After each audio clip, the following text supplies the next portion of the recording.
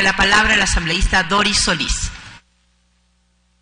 Gracias, presidenta, colegas asambleístas. Quiero empezar saludando esta propuesta de resolución que considero muy oportuna para un tema absolutamente sensible, delicado para millones de familias ecuatorianas, como es la disminución de derechos, la disminución de igualdad de oportunidades en la educación básica. Y quisiera empezar planteando algunos aportes a esta resolución con una reflexión que quisiera plantearles a los colegas asambleístas. En el mes que estamos terminando, INEC presentó algunos datos importantes y alarmantes, sobre todo relativos al incremento de la pobreza en el país. La pobreza se incrementó de marzo del 2018 a marzo del 2019, de 21.9 en que se encontraba a 25.4%. Es decir, 600.000 personas, 600.000 ecuatorianos que habían salido de la pobreza cayeron nuevamente en la pobreza. Y en cuanto a la pobreza extrema, que estaba en 7.8 en marzo del 2018, esta incrementó a más del 10%.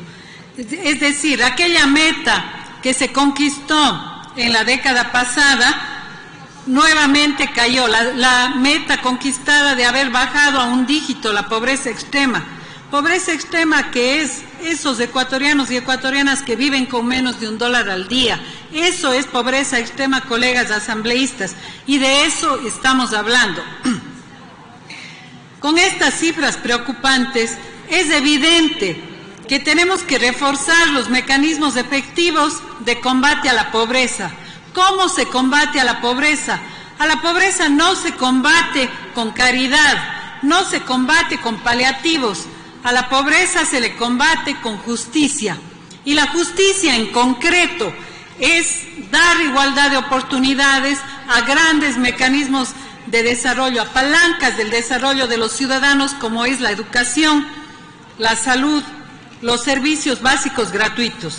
Creo que todos aquí conocemos que la pobreza se da por dos factores: la pobreza por necesidades básicas insatisfechas y la pobreza por ingresos.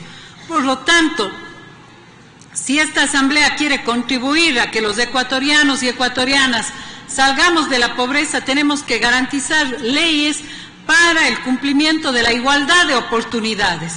Igualdad de oportunidades en educación, que es acceder a educación pública gratuita, de calidad y en las mejores condiciones. Salud pública gratuita, universal para todos los ciudadanos. Eso es igualdad de oportunidades. Eso es justicia social. Igualmente, servicios básicos, vivienda y oportunidades de empleo, salarios dignos. Si a una familia de estas que se encuentran en condición de pobreza, compañeros, si pudieran hacer silencio, porque si a una de estas familias que se incrementaron en 600.000 y que si calculamos cuánto es el 25% que se encuentra en condición de pobreza, estamos hablando de 4 millones de ecuatorianos, queridos colegas asambleístas. A una de estas familias le empieza a costar el uniforme, le cuestan los textos escolares y carece de la educación escolar, y tiene un promedio de 3 a 4 hijos, como es la característica de un hogar de clase media o de sectores populares en el Ecuador. Simplemente la decisión que tomará es no enviar a sus niños a la escuela porque no puede sostener esos gastos. Y caerán nuevamente en la pobreza, en la privación de un derecho básico como es la educación. Entonces creo que es fundamental que el gobierno y el ministro de Educación expliquen a esta asamblea por qué razón, violando el principio constitucional que nos ordena la universalización de los derechos sociales, pasa a la focalización. Esa es la medida neoliberal que están tomando. Quitar la universalización que se había alcanzado en derechos como la alimentación escolar, los uniformes y los textos escolares, para focalizar. Como bien ha planteado mi colega Franklin Samaniego, habría que saber cómo en una escuela pública van a dar alimentación a unos niños y a no dar alimentación a otros niños.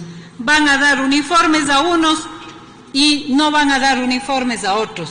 Es absolutamente absurda, arbitraria y un retroceso de derechos lo que en este momento el Gobierno y el Ministerio de Educación están planteando, y lo hacen ambiguamente, lo hacen poco transparentemente y sin explicar los mecanismos de implementación. Yo quiero reiterarles, colegas asambleístas, que el discurso de la justicia social, el discurso de la equidad, el discurso de los derechos a una educación pública universal, de calidad, gratuita, con los elementos que permiten romper las barreras de la pobreza, como son la educación, la alimentación, los textos y los uniformes, no es un discurso correísta o la década que sí lo implementó, sino es el texto de nuestra Constitución. Yo les invito a que revisemos el título 7 del régimen del buen vivir y el capítulo 1 de inclusión y equidad. Este capítulo nos ordena precisamente aplicar los principios de universalidad, igualdad, equidad, progresividad, interculturalidad, solidaridad y no discriminación que han sustentado la propuesta de mi colega Franklin Samaniego. Y hoy, de una manera apresurada, de una manera claramente improvisada, pero que tiene que ver con este concepto de austeridad que se está aplicando en el país, simplemente se plantea cambiar la universalidad por una focalización que significa una clara restricción de derechos.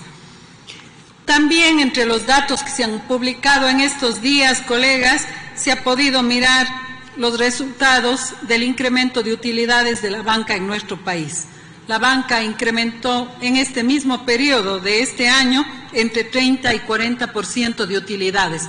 Y sin embargo, lamentablemente aquí en la propia Asamblea aprobamos una austeridad para reducir los derechos de los pobres y para crear privilegios tributarios para los grandes grupos económicos.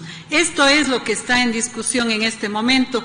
Y yo por ello quiero también apoyar y solicitar a nuestro colega Franklin Samaniego la propuesta que ha hecho Silvia Salgado de que en esta misma resolución quien también tiene que comparecer a la Asamblea y a las comisiones respectivas es el ministro de Finanzas, para que explique en qué se están invirtiendo los numerosos créditos que el Gobierno, contradiciendo sus propios discursos, ha anunciado con bombos y platillos que los ha conseguido. 900 millones en China, otros tantos millones en el BID, etcétera, etcétera. Tenemos una gran cantidad, una exitosa gestión de créditos. ¿En qué se está invirtiendo los créditos que ha alcanzado el Gobierno nacional, si no es en los temas prioritarios para la gran mayoría de los ecuatorianos y particularmente para ese 25% de ecuatorianos que están en condición de pobreza y ese 10% ahora